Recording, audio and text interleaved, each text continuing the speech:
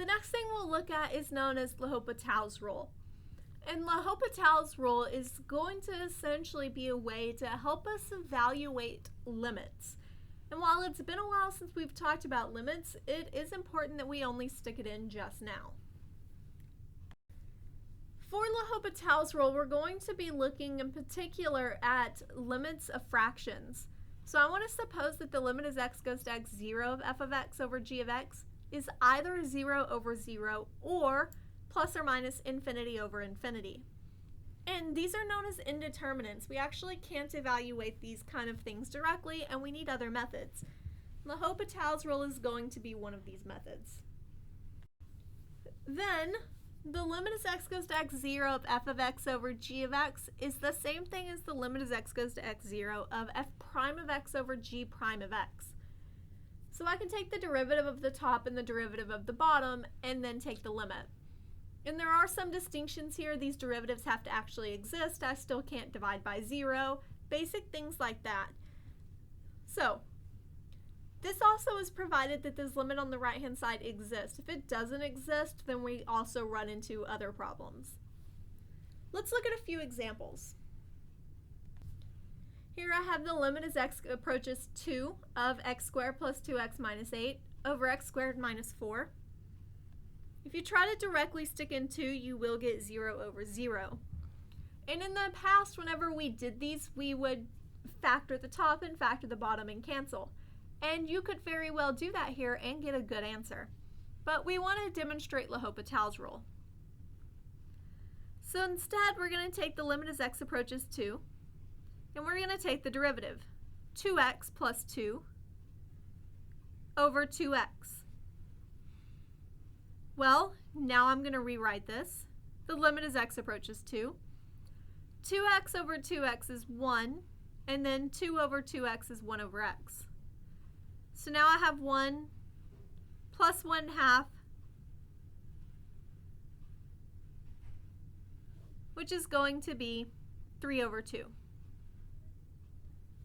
So now I have my limit.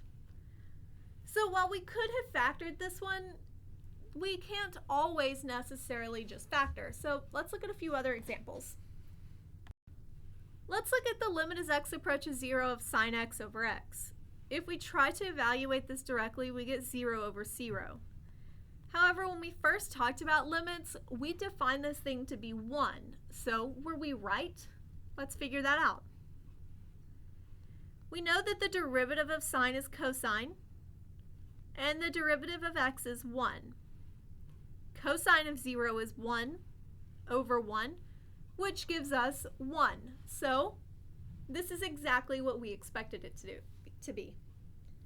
Let's look at a few more. The limit as x approaches 0 of e to the x minus 1 plus x over x squared. If we try to evaluate this directly, we're going to get 0 over 0. So let's see if we can use the LHopitals Rule. The derivative of e to the x is e to the x. The derivative of negative 1 is 0, and the derivative of x is 1. The derivative of of x squared is 2x. This time, when I stick in 0, I'm going to get e to the 0 plus 1 over 2 times 0, which is 2 over 0, which we've discussed in the past is infinite. So this has a limit of infinity. Let's look at a few more examples. ln x over x cubed. If I try to stick in infinity, because this time we're taking the limit as x goes to infinity, this is going to tend to infinity over infinity. So let's try taking derivatives. The derivative of ln of x is 1 over x, and the derivative of x cubed is 3x squared. If we try to simplify this, this is going to be 1 over 3x cubed.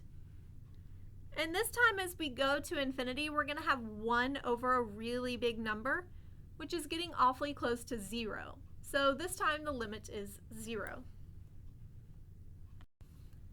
For our last example, the limit as x goes to infinity of x cubed over e to the x.